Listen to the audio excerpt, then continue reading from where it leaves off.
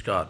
ये वीडियो रहेगा class 9th के सिविक्स के लिए, मतलब नागरिक शास्त्र का चैप्टर नंबर 2 जो कि संविधान निर्माण।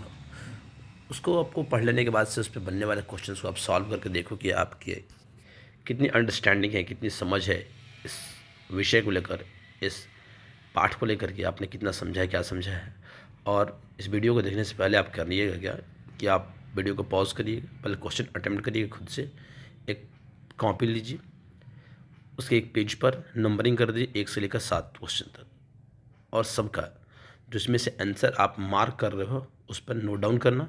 फिर आंसर जो मैं मारूंगा उसको मैच कराना, और रियल इस प्रकार से एनालिसिस आप अपना खुद कर पाओगे, मूल्यांकन स्वयं कर पाओगे। 7 क्वेश्चन में जिसका 4 से अगर सही ऊपर जाता है तो समझिए उसका अंडरस्टैंडिंग ठीक है, वो सही जा रहा है।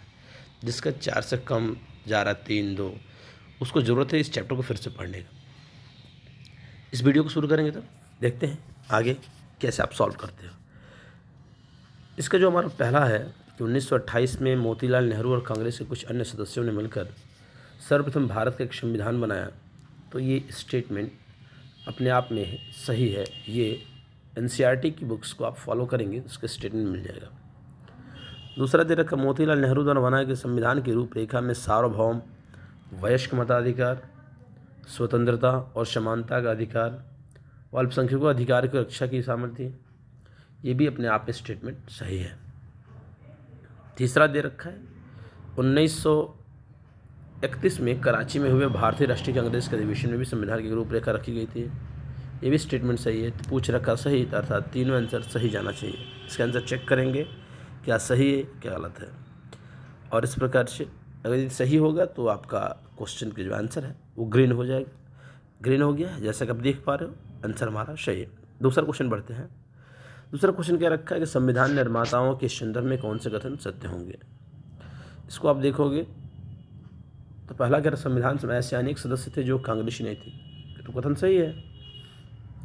संविधान सभा में समाज के अलग अलग समूहों का प्रतिनिधित्व था, ये भी सही है।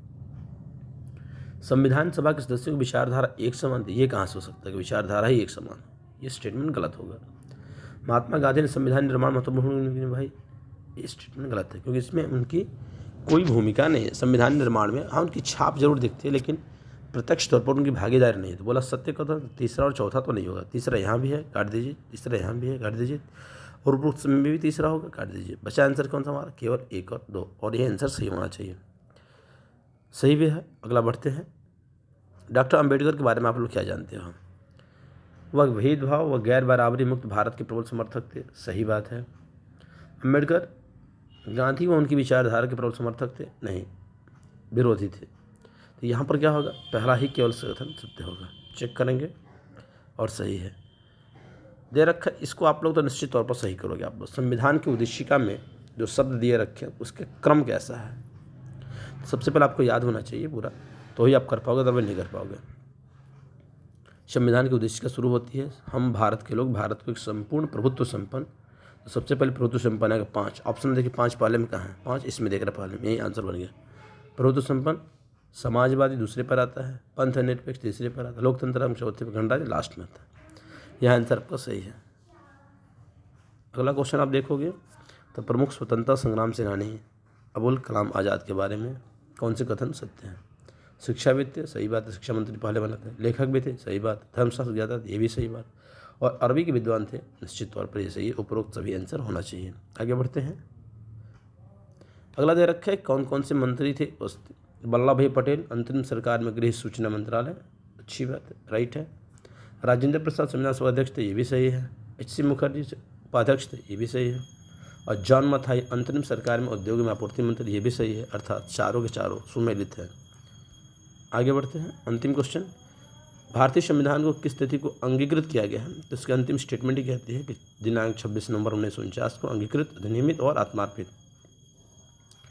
ये स्टेटमेंट सही आना चाहिए। और इस प्रकार से सारे क्वेश्चंस कंप्लीट होकर देखते हैं रिजल्ट क्या बनता है। 7 में 7 सही होना चाहिए। 7 में 7 सही, आपका गलत उत्तर संख्या 0। आप भी इसी तरह प्रयास करें और ट्राई करें कि आपका कितना नंबर बन रहा है। ठीक है, वीडियो को पूरा देखने के लिए आपका बहुत बहुत धन्यवाद। शेयर करें, अच्छा लगे तो वीडियो दूसरों के साथ में। धन्यवाद।